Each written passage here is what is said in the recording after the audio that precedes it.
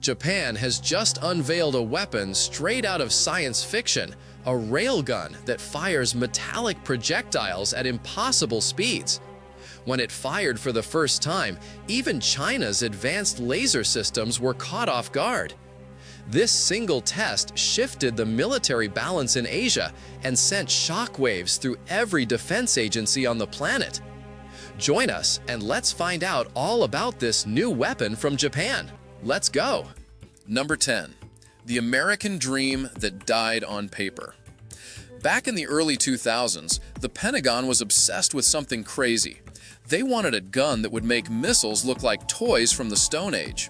No explosives, no rocket fuel, just pure electromagnetic force throwing metal at speeds that would make your head spin. The Navy dumped cash into railgun research like it was going out of style, convinced they'd cracked the code to naval warfare. Picture this: a 23-pound chunk of metal flying at Mach 7, carrying the same punch as 200,000 rifle rounds fired simultaneously. The math looked beautiful on spreadsheets. A 32 megajoule railgun could launch projectiles at over 8,000 feet per second, almost 7 times faster than sound travels. The range stretched beyond 100 nautical miles. And here's the kicker: each shot cost around $25,000. Compare that to a Tomahawk cruise missile running between $1.8 and $4 million, and you'd think some genius just solved warfare economics. Missile-killing capability for less than the price of a decent car. But reality crashed the party hard. The weapon needed 25 megawatts of power just to keep functioning. That's every single watt a destroyer generates, all redirected into one cannon. Only the Zumwalt-class ships with their 78 megawatt capacity could even dream of feeding this beast. Then came the barrel problem. After roughly 100 shots, the rails degraded so badly that accuracy tanked, and catastrophic failure became a real risk. Guidance systems added another layer of pain. These projectiles flew fast but stupid. They could demolish a tank or shred a ship if they connected, but against maneuvering missiles, the Navy needed smart weapons, not just raw speed. Adding guidance meant complexity, bigger size, higher costs. Suddenly, that $25,000 shot started looking expensive. Still, the hype machine kept running. In 2014, test footage of Mach 7 shots went viral across the internet. News outlets proclaimed the future of naval combat had arrived. Congress kept writing checks. By 2020, the Navy had burned through more than $500 million. Then, in 2021, the money disappeared. Official explanation: priorities shifted toward hypersonics and laser systems. Real story: the Navy spent $500 million to prove railguns could shoot, made some impressive videos, then walked away. For America, the electromagnetic cannon dream died quietly in budget documents. But Tokyo was just getting started. Number 9. Tokyo's quiet revolution at sea. While Washington shelved its wonder weapon, Japan kept working. The Acquisition, Technology, and Logistics Agency, known as ATLA, studied America's abandoned blueprints, grabbed the useful parts, fixed the problems, and by 2023 accomplished something the U.S. Navy never managed. They fired a railgun at sea, mounted on an actual warship aimed at a real target vessel. The test platform was JS Asuka, a 6,200-ton ship built specifically for experiments. On the stern deck sat a turret that looked like nothing else floating on water, a chunky, squared-off box housing a 5-megajoule railgun. During June and July trials, ATLA announced the cannon fired projectiles across open water, scoring the first successful live shots from a ship-mounted railgun into a target vessel. Not a laboratory experiment, not a trailer set up on land, an operational warship. The performance went beyond symbolism. ATLA's test gun pushed projectiles at Mach 6.5, roughly 2,330 meters per second, nearly 5,000 miles per hour. During trials, the weapon managed 120 consecutive shots without destroying itself. That's the holy grail right there: barrel longevity. America's prototypes shredded their rails after a few dozen shots. Japan proved they could fire over 100 times without catastrophic erosion. For technology once dismissed as unworkable, this represented a shot heard around the Pacific. The system ran on containerized power, one 20-foot ISO container for charging, 3 more stacked with capacitors storing 5 megajoules per shot. Projectiles weighed about 0.7 pounds each. Atla tested 2 designs, a separated projectile with armor-piercing capabilities and an integrated simplified version for cheaper production. Their objective: keep it affordable, keep it reliable, keep it firing. Japan's thinking bigger now. Atla already mapped a roadmap to 20 megajoule guns, quadrupling the muzzle energy. Their presentations show railguns sketched onto future FFM-class destroyers, the next-generation fleet expected in the 2030s, and even Maya-class Aegis destroyers. What America abandoned as impractical, Japan plans to deploy as operational naval hardware within a decade. The implications hit hard. A Mach 6.5 projectile doesn't care about electronic jamming, doesn't care about weather conditions, doesn't explode. It just smashes through whatever it hits with raw kinetic energy. Each round costs tens of thousands, not millions. Against cruise missiles, drones, or hypersonic threats, that's a cost exchange Beijing can't win. China spends 10 to 15 million on a DF-17 or DF-26 missile. Japan spends $25,000 on a railgun shot that can knock it from the sky. That's budget mathematics no accountant wants to explain. Tokyo isn't working alone either. In 2024, Japan signed agreements with France and Germany for joint railgun development. ATA officials openly invited U.S. contractors back into the program. The irony cuts deep. America builds the hype, kills the project, then potentially buys into the Japanese version when it works. For Japan, the timing couldn't be sharper. North Korean missile volleys, Chinese expansion across the South China Sea, PLA Navy parades showing off lasers and hypersonics. Tokyo needs a weapon that makes adversaries think twice. I'm going to ask you a simple question. Are you a naturally curious person? If you're watching, I'm pretty sure the answer is yes. This space is made for people like us. To ensure you're always part of this community and receive all our latest discoveries, you just need to do one thing: subscribe to the channel. It's the best way to stay connected with us. Okay, now that you're part of our Legion of the Curious, let's move on to the next item. Number 8. Beijing's light show versus Tokyo's metal storm. In 2025, Beijing staged more than a military parade. On the 81st anniversary of victory over Japan, the PLA unveiled a weapon designed to send a clear message. The LY high-energy laser, mounted in a massive turret with a wide beam aperture and multiple tracking optics. This wasn't a dazzler to blind cameras. State media pitched it as a frontline defense system, a beam meant to burn drones, fry missile seekers, and scorch anything flying too close to China's fleet. Official channels called it precision destruction and consistent strike capability. Analysts compared it to America's Helios program, a system powerful enough, theoretically, to kill anti-ship missiles. The economics looked irresistible on paper. Each shot costs only the electricity needed to fire, measured in cents. As long as there's power and cooling, the magazine is bottomless. A swarm of drones costing thousands each could be erased with laser bursts that barely touch the electric bill. But the weaknesses run old and unforgiving. Lasers scatter in haze, rain, or salt spray.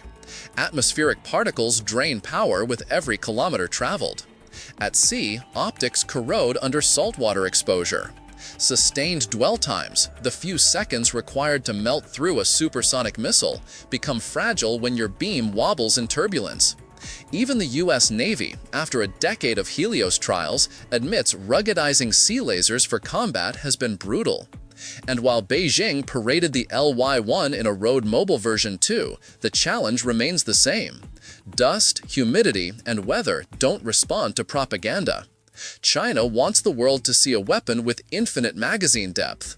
Physics still sees a fragile beam. Across the East China Sea, Japan's answer couldn't be more different. The ATLA railgun tested on JS Asuka fires steel at Mach 6.5, nearly 2,230 meters per second, powered by a 5 megajoule capacitor bank packed into shipping containers. In testing, it fired 120 consecutive rounds without catastrophic rail wear. For technology long mocked as impossible, that was a breakthrough. Each shot cost about $25,000, pocket change compared to multi-million-dollar missiles. So, which system dominates? The duel depends on the threat profile. Lasers excel against swarms. Picture 100 drones launched at a destroyer. A railgun would spend $2.5 million shooting them down. A laser, pennies. That's China's sales pitch. Drown the enemy in drones, burn them away for nothing. Now flip the scenario. A salvo of 20 DF-17 hypersonic missiles, worth roughly $250 million, screams toward a fleet. Japan answers with 20 railgun rounds, $500,000 total. Even if only half connect, the math is brutal. China pays millions per shot, Japan pays thousands. That's an exchange rate Beijing cannot sustain long-term. Railguns don't care about fog or sandstorms. Lasers do. Lasers can fire endlessly. Railguns must reload, but with magazines measured in hundreds of rounds. Lasers kill silently. Railguns leave holes in steel. Neither wins every fight. Together, they're devastating. And here's the twist. The United States pioneered both technologies. It built 32 megajoule railgun prototypes that hurled 23-pound projectiles at Mach 7, spent $500 million proving it worked, then canceled the program in 2021. It field-tested lasers like Helios, then bogged down in budgets and deployment delays. Today, Washington watches as Tokyo revives the railgun and Beijing parades lasers, while America debates funding allocations. Number 7. Asia moves while America watches. What does all this mean? Simple answer, Asia isn't waiting around. China rolls out lasers at parades. Japan fires railguns at sea. And America debates budget lines. These weapons aren't just prototypes anymore, they're signals. Beijing is broadcasting, "We can blind and burn anything that flies." Tokyo is broadcasting, "We can punch through your million-dollar missiles for the cost of a vehicle." And Washington? It's realizing that allies are now pulling forward the superweapon projects it once abandoned. For the US, the choice is crystal clear. Join Japan's program, integrate lasers into fleets, and actually field the layered defenses it's been promising for 20 years. Or watch the Pacific arms race unfold without American participation. For Japan, the railgun represents more than a weapon. It's independence, deterrence, and a reminder that technology denied to one generation can roar back with the next. For China, the LY-1 is theater and threat rolled into one beam of light, a message that the balance of power is shifting. And here's the brutal truth. When the first shot echoes across contested waters, it won't be traditional missiles or fighter jets that decide who leads. It'll be projectiles at Mach 6.5 and beams of light. That duel will define Asia's skies for decades. The race is already rolling, already firing, and the next clash will arrive before most headlines catch up. Number 6. The power problem nobody talks about. Here's the thing everyone misses when they talk about these superweapons. Power. Not the political kind, the electrical kind. A railgun needs juice, massive amounts of it, and so does a laser system worth its salt. Japan's 5 megajoule railgun on JS Asuka pulls power from containerized capacitor banks, basically giant batteries stacked in shipping containers. One container charges, 3 store energy, and when the trigger pulls, those capacitors dump everything in microseconds. That's 5 million joules released faster than you can blink. For comparison, a lightning bolt carries about 1 billion joules, but spreads it over time. A railgun concentrates 5 million joules into a single instant, all directed into accelerating a chunk of metal. Now scale that up. ATAC wants 20 megajoule guns. That's 4 times the energy per shot. The power requirements jump exponentially. A destroyer would need dedicated generators just to keep the weapon fed during combat. We're talking about electrical systems that could power a small town, all crammed into a warship. China's LY-1 laser faces the same brutal math from a different angle. High-energy lasers need continuous power to maintain beam coherence. Unlike a railgun that fires and recharges, a laser system fighting a swarm needs sustained output. The beam has to dwell on target for seconds to burn through metal or fry electronics. That means constant power draw, massive cooling requirements, and energy management that makes your gaming PC's thermal issues look like a joke. The US Navy learned this lesson hard with its laser programs. Ships generate plenty of power for propulsion and systems, but combat lasers demand so much that captains have to choose between full speed and full firepower. It's like asking a race car driver to run the air conditioning at full blast while trying to win. Something has to give. Japan's solution: modular power systems. Those shipping containers holding capacitors can be swapped, upgraded, or replaced without redesigning the entire ship. It's genius in its simplicity. Need more shots per minute? Add more containers.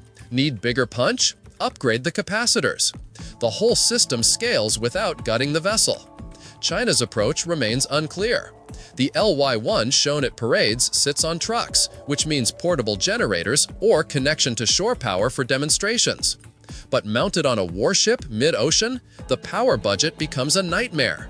Destroyers would need nuclear reactors or massive diesel generators, and even then, sustained combat could drain reserves faster than engines can replenish them. There's also the heat problem. Both weapons generate insane thermal loads. A railgun's rails heat up from electrical resistance and friction. After 120 shots, Japan's test gun probably glowed hot enough to boil water. Number 5. The targeting game changes everything. Speed means nothing if you can't hit anything. This is where the rubber meets the road, or in this case, where the projectile meets the target. Japan's railgun fires at Mach 6.5, which sounds unstoppable until you realize that's actually the easy part. The hard part? Telling that dumb chunk of metal where to go. Traditional naval guns use ballistic calculations. You know the target's position, speed, and direction. You calculate arc, windage, and distance. You fire. The shell follows a predictable parabolic path. Simple physics from the 1800s, just with better computers. Railguns break that model. The projectile moves so fast that traditional ballistics barely apply. At Mach 6.5, a slug covers a kilometer in less than half a second. Atmospheric effects that nudge conventional shells become major factors. Temperature layers bend trajectories. Humidity changes drag coefficients. Even the Coriolis effect from Earth's rotation matters at these speeds and distances. Japan tested 2 projectile types for exactly this reason. The separated design includes fins that deploy after launch, giving some aerodynamic control. The integrated design sacrifices guidance for cost and simplicity. It's a brute force approach. Fire enough rounds fast enough and statistics do the aiming. Against a ship, that works. Against a maneuvering missile, it's gambling. China's laser sidesteps the ballistics problem entirely, but walks into a different nightmare: beam tracking. A laser has to paint the target continuously for seconds while the target moves, the ship moves, waves rock both, and atmospheric turbulence bends the beam. It's like trying to hold a laser pointer steady on a fly while riding a roller coaster in a fog bank. The LY-1's multiple tracking optics suggest China knows this. Multiple sensors feed data to computers that predict target position microseconds ahead, adjusting mirrors to keep the beam locked. It's incredible technology when it works. When it doesn't, you've just wasted megawatts lighting up empty sky. Modern anti-ship missiles make this exponentially harder. They don't fly straight. Terminal phase, the last seconds before impact, these missiles jank and weave using thrust vectoring. They're pulling turns that would paste a human pilot. Some skim wavetops at supersonic speeds. Others dive from altitude in near vertical attacks. A railgun slug flying ballistic can't adjust mid-flight. It committed its trajectory the instant it left the barrel. Fire it where the missile is, you'll miss. Fire it where it will be, you better hope your computer's predicted perfectly. 1 degree of error at Mach 6.5 means missing by dozens of meters. A laser beam can adjust in real time, but only if tracking keeps lock. Lose the target for a fraction of a second and you're starting over. Against hypersonic missiles, both systems face existential problems. Hypersonics like the DF-17 aren't just fast, they maneuver at speeds where physics gets weird. Plasma sheaths form around the missile from air compression, interfering with both radar and laser targeting. Number 4. Cost math that keeps admirals awake. Let's talk money, because in modern naval warfare, economics kills more weapon programs than enemy action. Japan's Railgun costs roughly $25,000 per shot. China's hypersonic missiles run between $10 million and $15 million each. Do that math. Japan can fire 400 to 600 railgun rounds for the price of one Chinese missile. Even with a terrible hit rate, say 10%, Japan still comes out ahead. Shoot 40 rounds at $1 million total to kill a $15 million missile, and you're saving $14 million per engagement, while the enemy bleeds budget. This is the nightmare scenario for Beijing's war planners. They've invested billions into missile technology, built up enormous arsenals, developed hypersonic delivery systems, and now Japan can potentially negate all of it with glorified projectiles that cost less than a luxury sedan. The entire strategic calculus flips. China's laser systems promise even better economics on paper. Pennies per shot, infinite magazine as long as power holds. Against drone swarms, the math looks beautiful. A $2,000 drone erased for less than $1 of electricity. But flip to the missile defense scenario and problems emerge.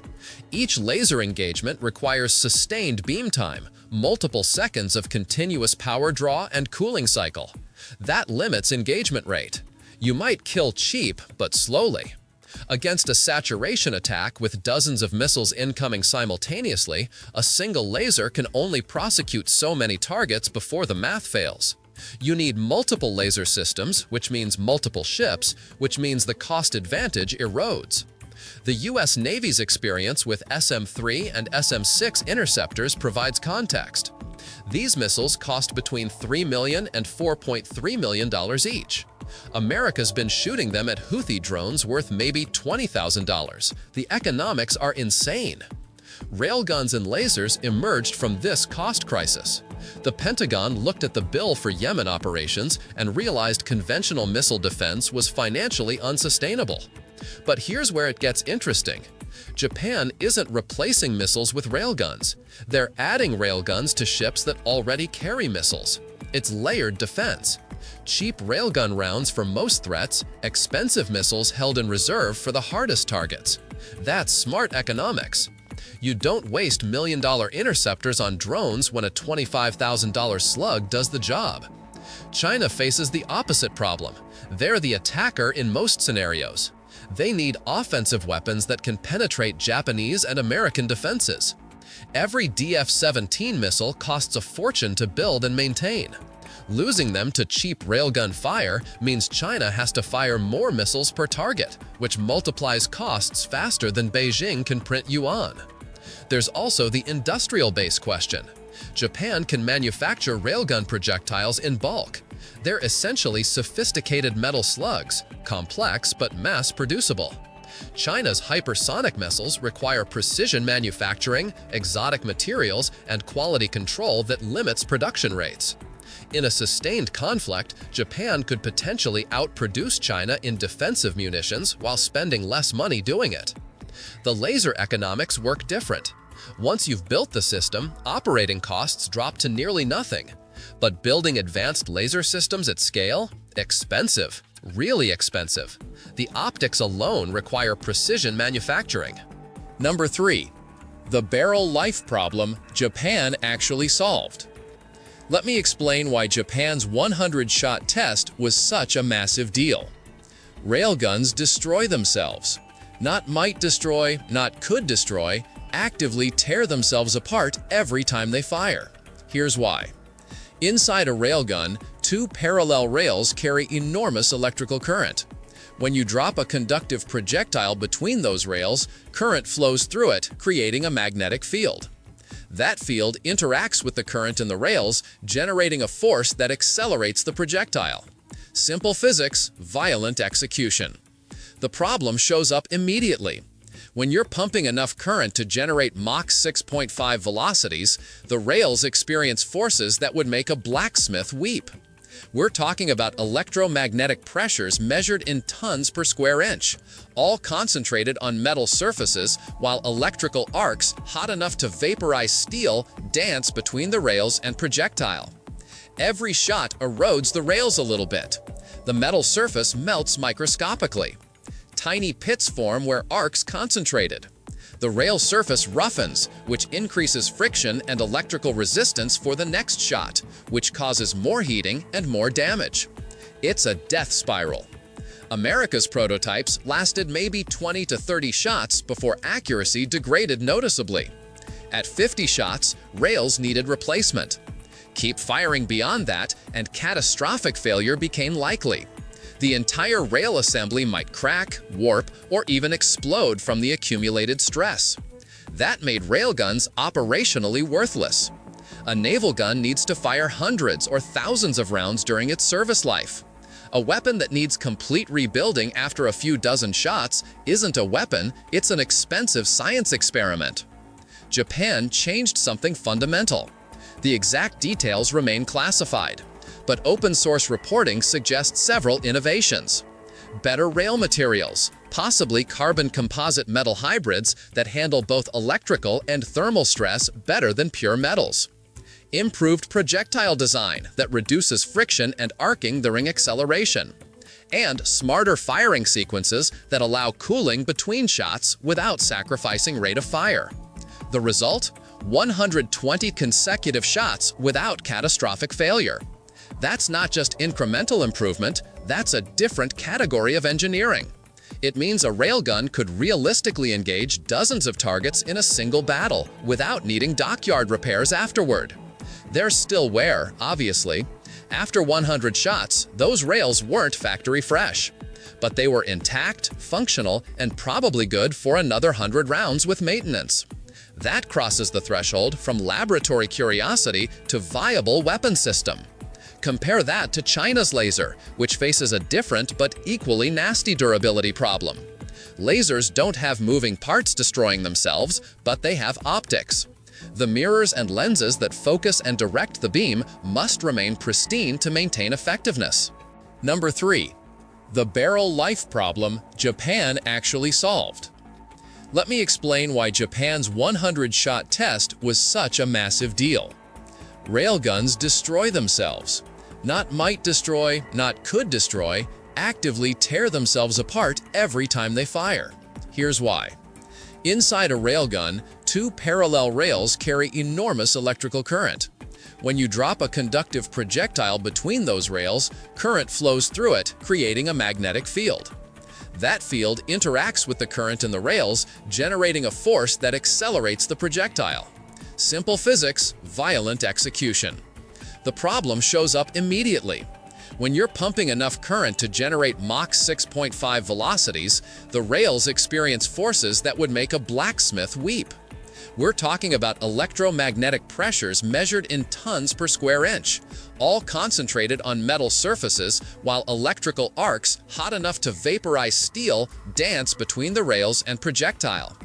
Every shot erodes the rails a little bit. The metal surface melts microscopically. Tiny pits form where arcs concentrated. The rail surface roughens, which increases friction and electrical resistance for the next shot, which causes more heating and more damage. It's a death spiral. America's prototypes lasted maybe 20 to 30 shots before accuracy degraded noticeably. At 50 shots, rails needed replacement. Keep firing beyond that, and catastrophic failure became likely. The entire rail assembly might crack, warp, or even explode from the accumulated stress. That made railguns operationally worthless. A naval gun needs to fire hundreds or thousands of rounds during its service life. A weapon that needs complete rebuilding after a few dozen shots isn't a weapon, it's an expensive science experiment. Japan changed something fundamental. The exact details remain classified, but open-source reporting suggests several innovations. Better rail materials, possibly carbon composite metal hybrids that handle both electrical and thermal stress better than pure metals. Improved projectile design that reduces friction and arcing during acceleration. And smarter firing sequences that allow cooling between shots without sacrificing rate of fire. The result? 120 consecutive shots without catastrophic failure. That's not just incremental improvement, that's a different category of engineering. It means a railgun could realistically engage dozens of targets in a single battle without needing dockyard repairs afterward. There's still wear, obviously. After 100 shots, those rails weren't factory fresh. But they were intact, functional, and probably good for another 100 rounds with maintenance. That crosses the threshold from laboratory curiosity to viable weapon system. Compare that to China's laser, which faces a different but equally nasty durability problem. Lasers don't have moving parts destroying themselves, but they have optics. The mirrors and lenses that focus and direct the beam must remain pristine to maintain effectiveness. Number 2. What happens when they actually meet? War games don't capture reality, but they hint at it. So let's run a scenario. Chinese Type 055 destroyer launches a saturation attack. 20 missiles, mix of subsonic cruise missiles and supersonic anti-ship weapons, all targeting a Japanese Maya-class destroyer equipped with railguns and traditional missile defenses.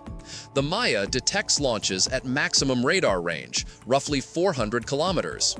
Tracking computers immediately categorize threats by speed and trajectory. Subsonic cruise missiles flying low, harder to detect but slower. Supersonic missiles at altitude, visible but incredibly fast.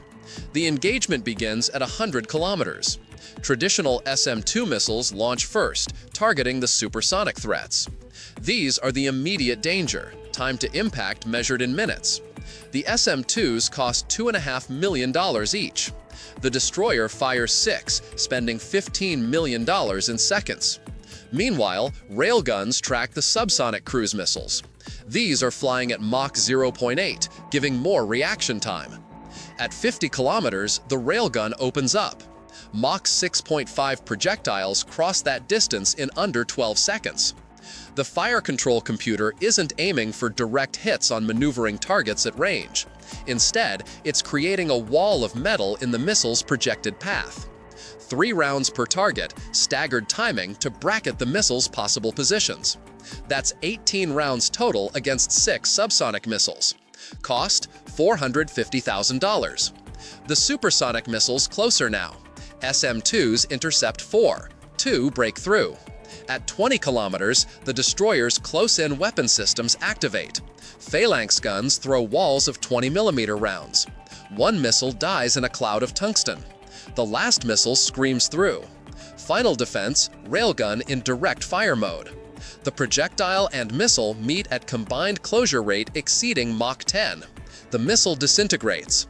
Total cost for the defender: 6 SM-2 missiles at $15 million, 19 railgun rounds at $475,000, $15.5 million to stop a $200 million attack.